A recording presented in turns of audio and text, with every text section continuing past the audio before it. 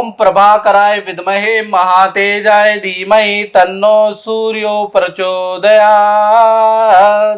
जय माता दी मित्रों, मेरा नाम पंडित प्रकाश जोशी। स्वागत है मेरे यूट्यूब फेसबुक चैनल एस्ट्रो आज में। मित्रों, आज हम चर्चा कर रहे हैं सूर्य के राशि परिवर्तन के बारे में। जी हाँ, सूर्य देव 17 अगस्त 2023 को अपने घर में आ रहे हैं, यानी कि सिंह राशि में राशि प्रवेश कर रहे हैं, यानी राशि का परिवर्तन कर रहे हैं।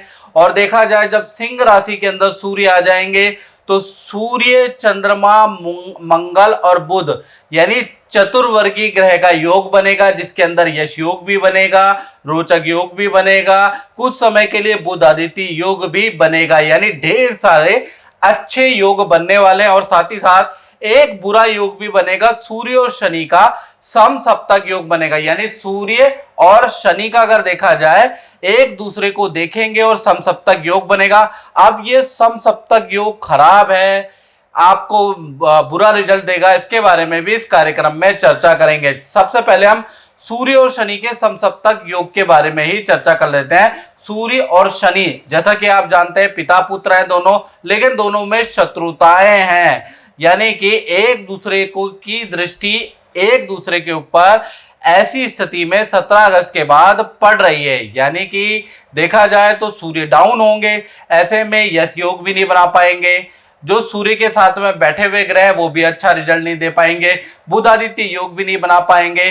तो कैसे आपको या 8 आने वाली राशियों कैसे अच्छा रिजल्ट मिलेगा, इसके बारे में चर्चा कर लेते हैं। आपको समझाने का प्रयास करता हूं। देखिए, सूर्य अपने घर में बैठे हैं, यानी कि सूर्य यहां पर सिंह राशि में बैठे हैं। और हर व्यक्ति अपने घर में बलवान होता है, अपने घर में उसकी स्थिति मजबूत होती है। और अपने घर के अंदर देखा जाए, चाहे आप हो, चाहे भगवान हो, कोई भी हो, अपने घर के अंदर वो ज्यादा पावरफुल होता है।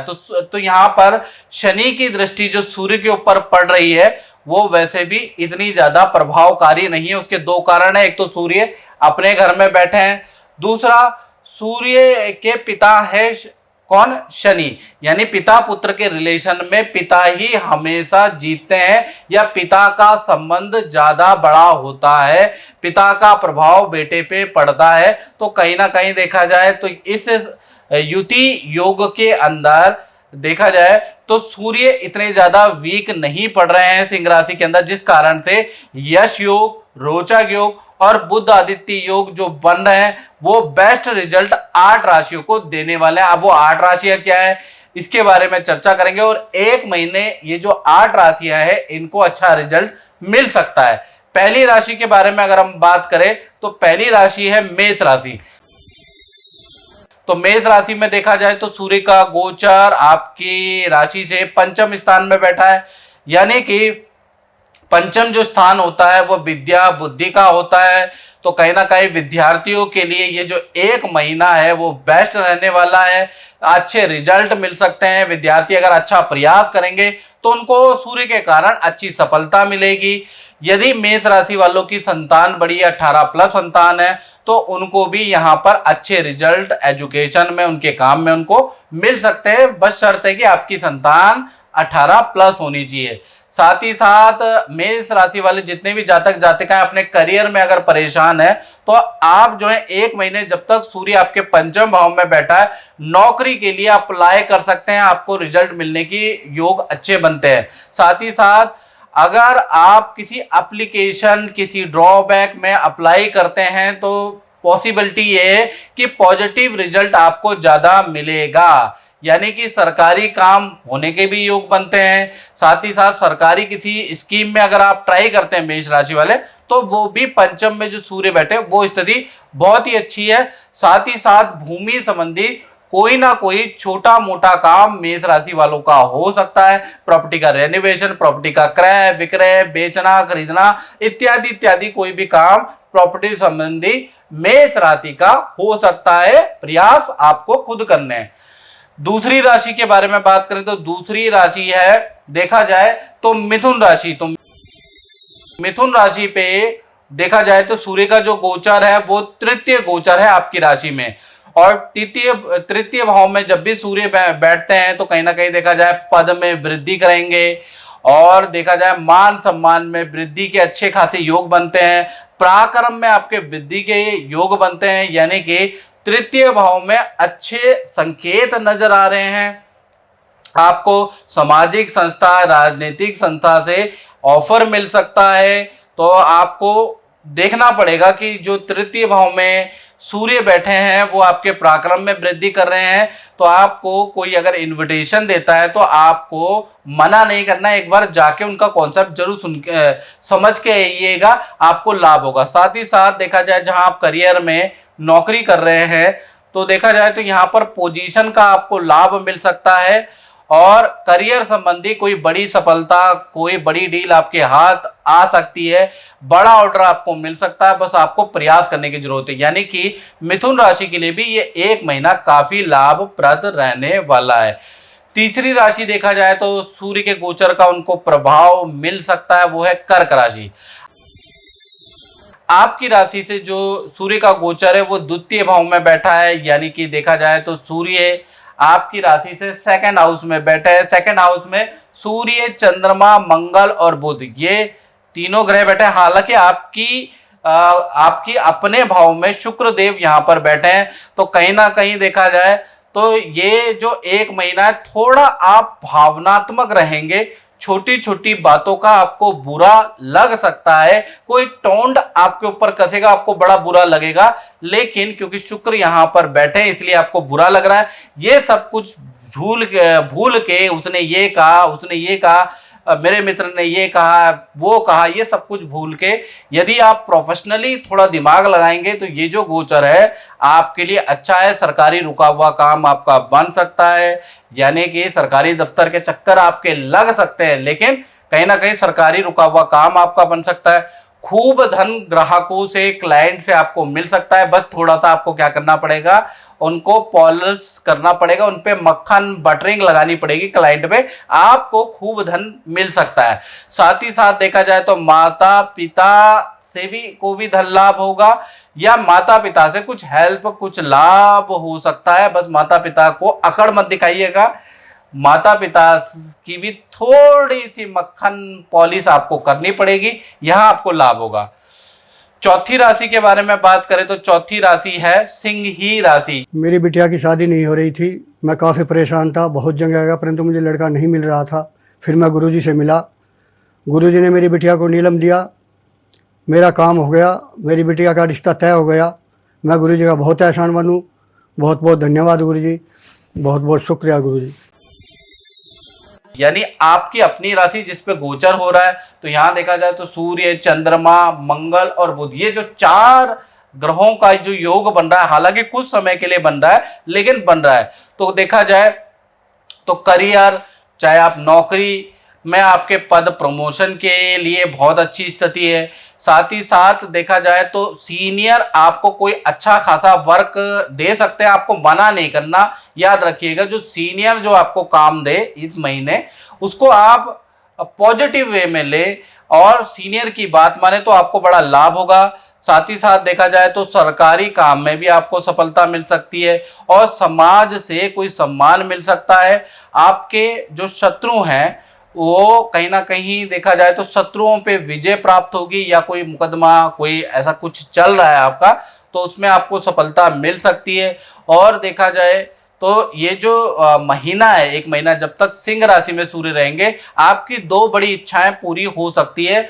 लेकिन मैं आपको यही एडवाइस दूंगा, जब तक सिंह राशि के अंदर सूर्य है, बॉस या मैनेजमेंट की आप बात मानिए, ठीक है ना, उनसे बहस मत कीजिएगा, आपको बहुत लाभ होने वाला है इस गोचर से। पांचवी राशि है जिसपे इस गोचर का प्रभाव पड़ेगा, वो है कन्या राशि। तो आपकी राशि से ये गोचर जो हो रहा है वो 12वां गोचर हो रहा है।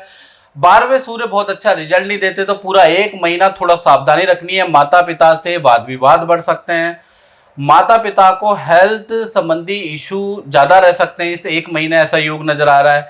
साथ ही साथ 12वां जो होता है ज्योतिष के अनुसार, अगर देखा जाए तो 12वां भाव भी हम नेत्र का लेते हैं तो कहीं ना कहीं देखा जाए नेत्र में परेशानी हो सकती है।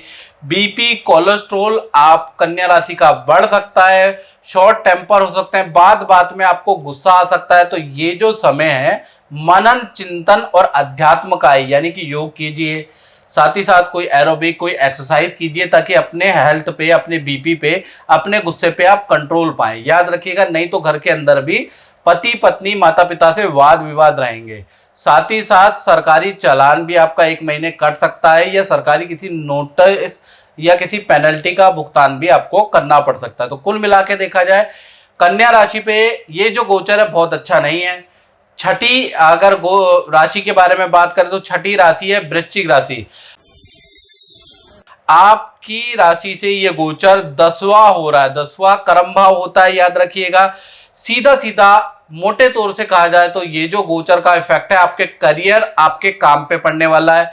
यानी कि करियर या काम में देखा जाए तो आपको बड़ा लाभ हो सकता है, साथ ही साथ बड़ा काम, बड़ी डील आपको प्राप्त हो सकती है, पद प्रमोशन आपको मिल सकता है, या कोई अवार्ड, कोई सम्मान, कोई ऑफिस में, प्रोजेक्ट में आपका चयन हो सकता है। यानी कि जो ये 10वां गोचर है ये बड़ा लाभकारी स्थिति में आपके बैठे हैं, आपको खूब काम दे सकते हैं और खूब अच्छी डील दे सकते हैं। साथ ही साथ देखा जाए तो 7वां अगर प्रभाव देखा जाए तो 7वीं जो राशि है वो है मकर राशि, जिस पे इसका गोचर का इफेक्ट पड़ेगा। यानी आपकी राशि से ये जो गोचर है वो अष्टम भाव में हो रहा है। यानी अष्टम भाव जैसा आप जानते हैं हानि का होता है, तो यहाँ पर माता पिता को कुछ धन हानि 1 महीने हो सकती है, या फिर आपकी कोई वस्तु चोरी हो सकती है। तो भीड़ भाड़ वाली जगह पे आपको अपनी वस्तु पे सावधानी, एक्स्ट्रा सावधानी बरतनी है, नहीं तो सावधानी हटी दुर्घटना घट सकती है। साथ ही साथ सरकारी काम में काम होंगे 1 महीने में, लेकिन बड़ी बाधाएं आपको सहनी पड़ेगी। सरकारी दफ्तर में आपको बड़े चक्कर कटवाए जाएंगे, याद रखिएगा। तो क्योंकि सरकारी बाधा, रुक रुक के आपका सरकारी काम होगा, काफी चक्कर काटने के बाद आपका काम होगा, तो ये मान के चलिए कि थोड़ा परेशानी आपको रहने वाली है। 8वीं और अंतिम राशि है जिसपे इस गोचर का प्रभाव पड़ेगा वो है कुंभ राशि। आपकी राशि से देखा जाए तो सप्तम में गोचर हो, सप्तम भाव में ही महाराज देखा जाए तो शनि देव बैठे हुए हैं। तो कुल मिला के देखा जाए तो ये जो गोचर है कुंभ राशि के लिए कहीं ना कहीं देखा जाए, जैसा मैंने बताया कि शनि का प्रभाव नहीं पड़ेगा, समसप्तक योग का प्रभाव नहीं पड़ेगा, क्योंकि सूर्य उनके पिता है पहला चीज, और अपने घर में बैठे हैं तो अपने घर में व्यक्ति पावरफुल होता है। तो शनि और सूर्य का समसप्तक का प्रभाव नहीं पड़ेगा। तो ऐसे में क्या होगा, करियर और व्यापार में आपकी 1 महीने अच्छी खासी वृद्धि होगी। रुका हुआ, मार्केट में फंसा हुआ धन आपको मिल जाएगा। प्रॉपर्टी की रेनोवेशन के योग नजर आ रहे हैं, या प्रॉपर्टी की क्रय विक्रय, कोई ना कोई निर्माण के योग आपके नजर आ रहे हैं। तो कुल मिला के देखा जाए तो यहाँ पर भी जो सूर्य है आपके सप्तम भाव में, वो व्यापार को वृद्धि करता है, ग्राहकों से आपको अच्छी डील बनाता है, अच्छी डील के आपके योग बनते हैं। बस मेहनत आपको ज्यादा करनी पड़ेगी, मतलब हर चीज के लिए सूर्य और शनि आपको दौड़ाएंगे।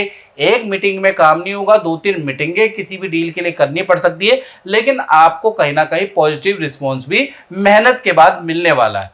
तो कुल मिला के ये कुंभ राशि के लिए ये गोचर काफी लाभकारी रहेगा। तो मित्रों, इस कार्यक्रम में हमने सूर्य के गोचर के बारे में डिटेल में मैंने ये चर्चा करी। कार्यक्रम अच्छा लगा तो शेयर करें, सब्सक्राइब करें। जय माता दी। मेरा नाम सुखमीत कौर है, मैं कनाडा दी रहने वाली हाँ। तो मैं इन्हों नूं बहुत प्यार करनी हाँ, और मेरे घर वाले मान गए हैं और इनके घर वाले नहीं माने हैं। बस एक बार चैनल देखा था, टीवी पे चैनल देखा था, पंडित जी का प्रोग्राम आ रहा था, पंडित प्रकाश जोशी जी का। उनके शरण में गए, उनसे सारी अपनी परेशानियां बताईं, और उन्होंने हमें जो जो बताया हमने वो किया। आज उनकी कृपा से इनके साथ मेरी शादी हो गई है और खुशी जीवन व्यतीत कर रहे हैं। जय हो पंडित प्रकाश जोशी जी की।